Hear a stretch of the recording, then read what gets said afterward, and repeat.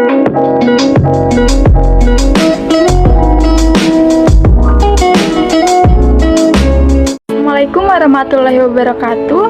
Perkenalkan, nama saya Anissa Hamidah, saya dari Program Studi Manajemen semester 4. Saya berasal dari Institut Bisnis Muhammadiyah Bekasi. Nah, di sini saya akan menjelaskan terkait materi tentang human capital dalam era knowledge economy dan human capital readiness.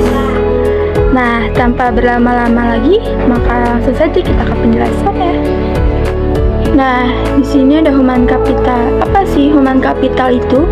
Human capital adalah gabungan dari aspek pengetahuan, keahlian, dan keterampilan yang dapat menjadikan seorang karyawan menjadi aset dalam sebuah perusahaan.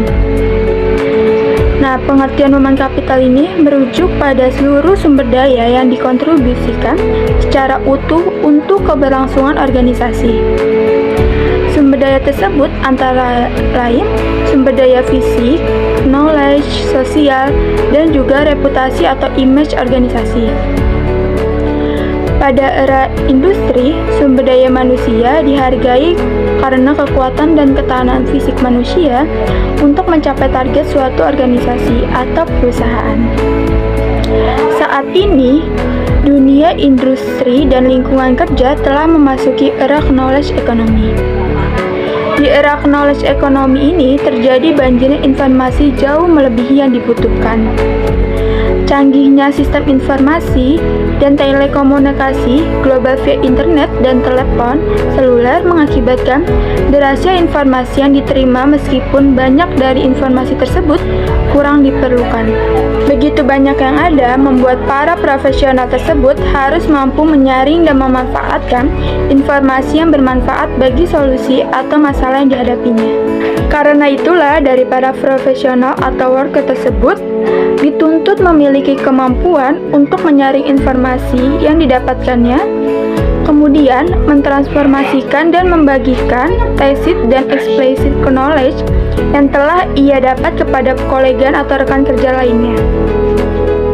Di samping itu, para knowledge worker diharapkan mampu meningkatkan kemampuan inovasi serta mampu mensinergikan pengetahuan dan wisdom dari seluruh anggota tim yang dipimpinnya sehingga bisa menghasilkan inovasi baru berupa jasa, produk, atau bisnis proses. Nah, yang selanjutnya ini, yang kedua ada human capital readiness. Apa sih human capital readiness ini? Nah, sebagaimana yang telah disampaikan oleh Kaplan dan Norton, bahwa human capital readiness ini adalah kerangka kerja yang memungkinkan organisasi mengidentifikasikan persyaratan human capital untuk mengeksekusi strategi, mengestimasi kesenjangan di antara persyaratan human capital dan kesiapan karyawan, dan membangun program untuk menutup kesenjangan antara persyaratan dan kesiapan saat ini. Selanjutnya ini ada proses pengukuran human capital readiness. Proses pengukuran human capital readiness ini dimulai dengan mengidentifikasi kompetensi yang dibutuhkan oleh individu yang melakukan setiap proses internal penting dalam peta strategi organisasi. Kelompok jabatan strategis adalah posisi atau jabatan di mana karyawan dengan kompetensi ini dapat memiliki dampak terbesar dalam meningkatkan proses internal yang kritis tersebut. Dan ini adalah langkah awal dalam pengukuran human readiness capital. Nah, langkah selanjutnya ini ada step yang pertama, yaitu ada identify strategy job families, yaitu semua pekerjaan penting bagi organisasi. Jika tidak, maka tidak mungkin perusahaan akan mempekerjakan dan membayar orang untuk melakukannya. Tetapi, tidak semua pekerjaan atau jabatan yang memberikan diferensiasi bagi perusahaan. Nah, yang step kedua ini ada define the competency profile. Setelah mengidentifikasi kelompok pekerjaan yang menentukan keberhasilan strategis ini, perusahaan selanjutnya harus merinci persyaratan pekerjaan tadi. Proses ini disebut sebagai job profiling atau kompetensi profiling.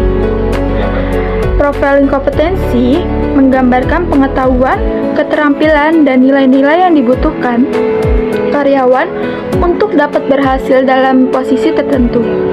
Berbagai metode dapat dilakukan oleh HR, misalnya melakukan wawancara pada subject matter expert atau orang yang ahli pada bidang pekerjaan tersebut. Profil kompetensi menjadi referensi yang dapat digunakan oleh Departemen HR saat merekrut, melatih, dan mengembangkan karyawan untuk posisi tersebut.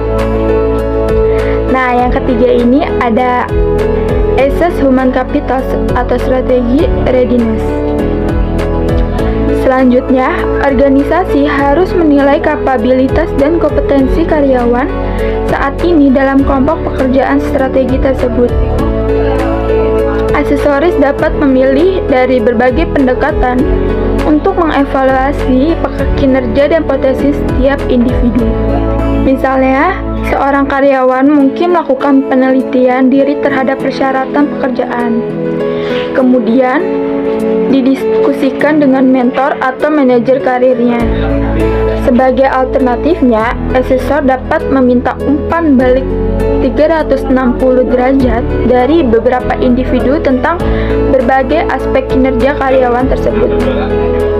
Nah, step yang keempat, yang terakhir ini ada Institute of Human Capital Development Program. Peta strategi memberikan fokus pada program sumber daya manusia, yaitu perekrutmen, pelatihan, dan perencanaan karir yang nantinya mampu meningkatkan kualitas sumber daya manusia. Tanpa panduan peta strategis, sebesar program pengembangan SDM pengusaha memenuhi kebutuhan 100% tenaga kerja, dan oleh karena itu kurang berinvestasi pada pekerjaan yang benar-benar membuat perbedaan. Dengan memfokuskan investasi sumber daya manusia dan program pengembangan pada jumlah karyawan relatif kecil, atau seringkali kurang dari 10%, dalam pekerjaan strategis, organisasi dapat mencapai kinerja lebih cepat dan lebih murah. Nah, dengan kata lain ini, Human Capital Readiness yang tinggi dan solid memberikan kontribusi utuh pada pencapaian kinerja organisasi melalui kapasitas intelektual yang dimiliki oleh tiap knowledge worker yang bekerja di perusahaan tersebut. Selain itu, organisasi dapat memberdayakan secara maksimal aspek social skill yang dimiliki oleh para knowledge worker untuk menjaga dan mengembangkan reputasi organisasi atau perusahaan. Nah, dalam kaitannya di masa pandemi global ini, tentu saja tuntutan kepada para knowledge worker menjadi lebih tinggi dan kompleks. Tak hanya meningkatkan profesionalisme dan skill semata, tapi juga wajib mengembangkan jiwa entrepreneurship dalam pekerjaan mereka sebagai karyawan dalam perusahaan. Plus, kepandaian mengatur jam kerja selama masa WFH, work from home, bekerja dari rumah, sehingga produktivitas tetap terjaga dan perusahaan serta karyawan sendiri tetap bertahan hidup di masa yang sulit ini. Nah, itu dia penjelasan dari saya terkait tentang materi Human Capital dalam Rock Knowledge Economy dan Human Capital Readiness. Apabila ada kekurangan dan kesalahan, mohon dimaafkan.